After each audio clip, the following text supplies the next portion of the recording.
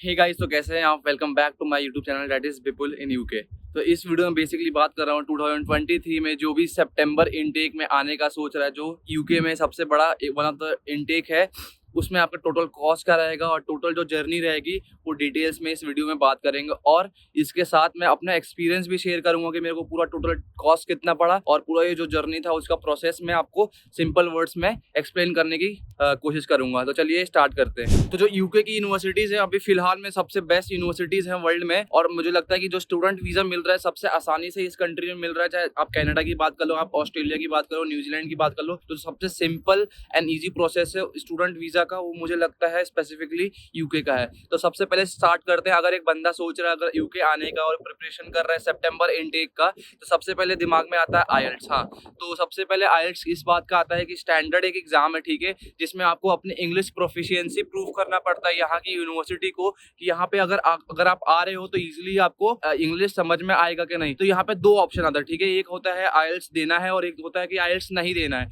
तो आईएलटीएस जिसको नहीं देना है वो क्या है, जैसे मान लीजिए पंजाब, हरियाणा, जो सारे बैच वाले होते हैं, जो इनका बोर्ड्स होते हैं, और जो गुजरात वो बोर्ड हो गए, मराठी बोर्ड हो गए, इन लोग को स्पेसिफिकली आईएलटीएस देना पड़ता है, ठीक है। और जो सीबीएसई बोर्ड है, जो आईसीएसई बोर्ड है, जिनके 70+ % है, तो उनको आईएलटीएस नहीं देना पड़ेगा। तो पीछे बहुत अच्छी धूप आ गई, तो चलो अच्छा है। तो अब बात करते हैं कि आईएलटीएस का खर्चा कितना आता है। तो देखिए, ये डिपेंड करता है आपके स्टेट टू स्टेट, ठीक है। कुछ स्टेट्स में 5,000 भी होता है, किसी स्टेट में होता है कि 10,000 भी ले लेते हैं। पंजाब हरियाणा जो नॉर्थ साइड होते हैं वहां पे ज्यादा फीस चार्ज करते हैं इसके लिए। तो आप मान के चलो कि 10,000 से 15,000 तक आपका सिर्फ आईएलटीएस की कोचिंग का खर्चा आ जाएगा, जो कि जरूरी है किसके लिए, पंजाब हरियाणा गुजरात जो बैच वाले हैं, जो या स्टेट बोर्ड है, उसको स्पेसिफिकली आपको यूनिवर्सिटी के वेबसाइट पे जाके पढ़ना पड़ेगा। अगर आप सीबीएसई या आईसीएसई बोर्ड में हो तो आपको वेव ऑफ हो जाएगा मैक्सिमम यूनिवर्सिटी में, हर यूनिवर्सिटी में नहीं, पर अभी यूके की यूनिवर्सिटी में मैक्सिमम अगर आपके 70% से ज्यादा है इंग्लिश में तो आपके आईएलटीएस वेव ऑफ हो जाएगा। आईएलटीएस की कोचिंग के बाद आईएलटीएस का एग्जाम दे दे, तो इसमें भी अभी रिसेंटली जो अभी 2023 में चल रहा है वो है 15,000 है, ठीक है, 14,000 15,000 रेट चल रहा है। तो ये हो गया हमारा जो आईएलटीएस की फीस है, वो इतनी लगभग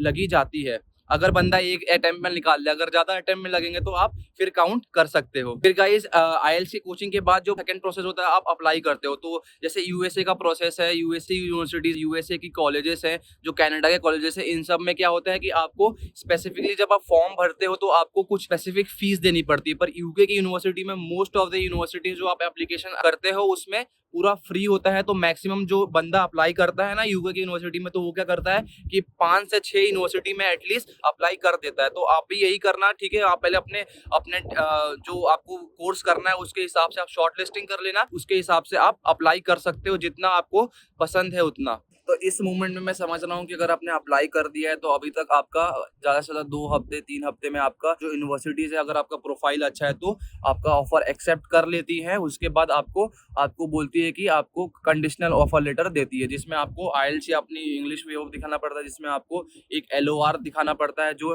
लेटर ऑफ रिकमेंडेशन होता है, जो अपनी यूनिवर्सिटीज के जो आप जिसने आपने बैचलर्स किया है उसमें आपको अपने किसी प्रोफेसर से आपको रिकमेंड करवाना पड़ता है अपने आप को। उसके बाद जो सबसे मेन खर्चा आता है वो आता है कि आपको जो हाफ ऑफ द फीस है, जी हाँ, कुछ यूनिवर्सिटी जो मैक्सिमम यूनिवर्सिटी है उन्होंने क्या कर दिया है, जो आपका जैसे मान लीजिए मेरा 14 लाख था, ठीक है, तो 14 लाख का आधा कितना हुआ, 7 लाख 7,000 पाउंड आपको पहले पे करना पड़ेगा, ठीक है। तो फिर आप अपनी कैश के लिए अप्लाई कर सकते हो। तो मेरे में क्या कंडीशन था कि मेरे को 7 लाख पे करने हैं और मेरे को अपना एलओआर देना था और मेरे को अपना इंग्लिश प्रोफिशिएंसी मेरे को अपना प्रूव करना था। तो मैंने क्या किया, अपने यूनिवर्सिटी से क्या किया, MOI medium of instruction prepare करवाया है कि जो मेरा बैचलर्स था वो इंग्लिश मीडियम के थ्रू था और मेरे इंग्लिश में 12 से 75% से ज्यादा थे, तो मेरा आईएलटीएस वेव ऑफ हो गया। तो मेरे को यूनिवर्सिटीज ने एक्सेप्ट कर लिया, ठीक है। जब आप अप्लाई करते हो तो सबसे पहले इंपॉर्टेंट क्या होता है, जैसे मान लीजिए जैसे आपने आईएलटीएस दे दिया तो उसके बाद आप किसी कंसल्टेंसी के पास जाते हो या खुद से भी अप्लाई कर सकते हो। तो मैक्सिमम आज की डेट में क्या हो रहा है कि बहुत सारी कंसल्टेंसी है जो आपसे चार्ज नहीं करती है, पर क्या करती हैं, उनका खुद का यूनिवर्सिटी से कमीशन रहता है, ठीक है। जैसे कि वो लीप स्कॉलर हो गया, जैसे आईडीपी हो गया एजुकेशन, तो ये सब स्टैंडर्ड है जो बहुत रिकॉग्नाइज है और यहाँ पे आप जा सकते हो, ना के बराबर इनके फीस लगते हैं। मैंने अपने पिछले वीडियो में भी बताया है कि 199 रुपीज में लीप स्कॉलर में आपका काम हो जाता है। और ट्रस्ट मी, जो इनका प्रोसेस रहता है भाई मजेदार, मतलब इससे बेस्ट कुछ नहीं है। आपको 24/7 आपको असिस्टेंट मिलता है, आप जब चाहे, इनके काउंसलर्स बहुत अच्छे रहते हैं, ये आपको फुल सपोर्ट करते हैं, ठीक है। उसके बाद जैसे कि किसी को पंजाब हरियाणा में क्या होता है, ये मैं स्पेसिफिक स्टेट इसलिए बता रहा हूँ क्योंकि वहाँ पे केसेस होते हैं, वहाँ पे फ्रॉड्स होते हैं, वहाँ पे स्कैम होते हैं, तो लोग क्या करते हैं, एजेंट्स होते हैं, ठीक है। एजेंट्स क्या चार्ज करते हैं, कोई 75,000 कोई 50,000 पूरा इतना चार्ज करते हैं और आपका पूरा प्रोसेस। भाई यूके अगर आ रहे हो तो आप खुद से अप्लाई कर सकते हो, अगर आपसे नहीं होता तो आप लीव स्कॉलर या आईडीपी में चले जाओ, सबसे बेस्ट है, ठीक है। वहां पे आपको कुछ फीस नहीं देना पड़ेगा। 75,000 रियली भाई, इतना तो आपका फ्लाइट का टिकट आ जाएगा, ठीक है। तो मूव करते हैं फिर अगले, जब आपने अप्लाई कर दिया तो आप फिर आप यूनिवर्सिटी का कैश लेटर आएगा। कैश लेटर सबसे इंपॉर्टेंट होता है, ठीक है। कैश नहीं है, कैश है, ठीक है। तो कैश क्या होता है कि यूनिवर्सिटी ने आपका एडमिशन जो है एक्सेप्ट कर लिया है, कंफर्म कर लिया है आपका, ठीक है, कि आप यहाँ पे आके आप स्टडीज कर सकते हो, ठीक है। तो ये कब होता है, जब आपने अपना ट्यूशन फी का आधा फी पे कर दिया है। जैसे कि मेरा 14 लाख था तो मैंने 7 लाख पे कर दिया था, तो मेरा तो एक्सेप्ट हो गया। तो मैक्सिमम अगर आप अच्छे एजेंसी के थ्रू, अगर स्टैंडर्ड एजेंसी के थ्रू अप्लाई करते हो तो आपका बहुत जल्दी आ जाएगा। आप बिलीव नहीं करोगे, मेरा 4 दिन में कैश आ गया था, 4 दिन में, ठीक है। तो ये बहुत अच्छी न्यूज है। अब आपके हाथ में अपना कैश आ जाता है तो क्या करते हो, आप अपने फंड शुरू करना तैयार करते हो, ठीक है। सबसे इंपॉर्टेंट होता है। तो इसमें 2 ऑप्शन आते हैं, ठीक है। कोई लोग क्या लेते हैं, लोन लेते हैं, जो बैंक इनको सैंक्शन लेटर प्रोवाइड करती है। और दूसरा ऑप्शन क्या आता है, कुछ लोग 28 डेज के लिए अपनी बैंक स्टेटमेंट तैयार करते हैं। इसमें अब शर्त आती है, शर्त सुनिए क्या होता है कि अब जैसे मान लीजिए 14 लाख मेरा था, 14 लाख का आधा कितना हुआ, 7 लाख प्लस इसमें अब शर्त रहता है कि आप आउटर लंदन में रह रहे हो कि इनर लंदन में रह रहे हो। जैसे यूनाइटेड किंगडम है तो आप लंदन वाले इलाके में रह रहे हो कि आप आउटर लंदन में रह रहे हो। तो जो आउटर लंदन वाला जो इलाका रहता है उसमें कुछ 9,207 पाउंड होता है, मतलब 9 साढ़े 9 लाख के आसपास रहता है। और जो इनर लंदन होता है उसमें कुछ 11,000 पाउंड के लिए होता है। ये 9 मंथ्स के लिए होता है, ये आपको शो करना पड़ता है। इससे क्या होता है कि यूनिवर्सिटीज जो होती हैं वो बिलीव कर लेती है कि अगर आप यहाँ पे आते हो, अगर आपको पार्ट टाइम जॉब नहीं भी मिलता है तो आप अपने आप को यहाँ पे इस्टेब्लिश कर सकते हो, आपको कोई प्रॉब्लम से फेस नहीं करना पड़ता है। जैसे कनाडा में होता है, वहाँ पे जीआईसी होता है, तो यहाँ पे ऐसे ही यूनिवर्सिटीज मेक श्योर करती हैं कि आपके पास इतने फंड्स हैं कि आप यहाँ पे आके, अगर आपको जॉब नहीं मिलती है, अगर आपके साथ कुछ इंसिडेंट हो जाता है तो आप अपने आप को यहाँ पे इस्टेब्लिश कर सकते हैं। 28 डेज में आपको शो करना होता है, वो क्या होता है, आपकी आधी फीस, ठीक है, आधी फीस शो करनी पड़ती है। और दूसरा क्या शो करना पड़ता है, आप इनर लंदन में रह रहे हो या तो इन दोनों का प्लस करके जो फी रहता है वो आपको 28 डेज के लिए मेंटेन करना पड़ता है। कुछ लोग क्या करते हैं, सबसे बेस्ट जो मैंने भी किया था, बैंक से सैंक्शन लेटर ले लेते हैं, वो जाके आप यूके वीआई में कर देते हो। तो इसी के साथ यूके वीआई का अगर मैंने नाम ले लिया तो 28 डेज के बाद अगर आपका स्टेटमेंट बहुत अच्छा हो गया और अगर आपके पास सैंक्शन लेटर पहले ही है, तो सैंक्शन लेटर वालों को बहुत जल्दी, ठीक है, अगर आपको सैंक्शन लेटर मिल जाता है, बैंक बहुत जल्दी अप्रूव कर देती है। भाई मेरे साथ बहुत दिक्कत हो गई, ट्रस्ट मी भाई, बहुत बेकार वर्स एक्सपीरियंस रहा है मेरा HDFC क्रेडिला के साथ, ठीक है। मैं वो बाद में आपको करूंगा।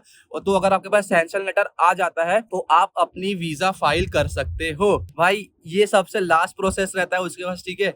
अच्छा, मैं ये मान के चल रहा हूँ कि आपने बहुत अर्ली अप्लाई कर दिया है तो ये आपका बहुत स्मूथ प्रोसेस जाता है। हर किसी का स्मूथ प्रोसेस नहीं होता, कुछ ना कुछ अड़चन या कुछ ना कुछ बाधाएं आ ही जाती हैं। तो ये मैं मान के चल रहा हूँ कि आपका सब कुछ हो गया है। तो अब आप क्या अप्लाई करते हो, आपका अपने पास 28 डेज का बैंक स्टेटमेंट है या आपके पास सैंक्शन लेटर है, तो you can directly apply for the your student visa. अब यहाँ पे आता है, यहाँ पे होते हैं वीजा, एक स्टैंडर्ड वीजा होता है, एक प्रायोरिटी होता है, एक सुपर प्रायोरिटी हो रहा है। तो मैं आपको भाई गाइड करना चाहता हूँ, अगर आप नॉर्मल रेंज में चल रहे हो तो आप स्टैंडर्ड के लिए अप्लाई करना, कोई जल्दी नहीं है, कोई प्रायोरिटी के लिए जरूरी नहीं है और कोई सुपर प्रायोरिटी की अप्लाई करने की जरूरत नहीं है।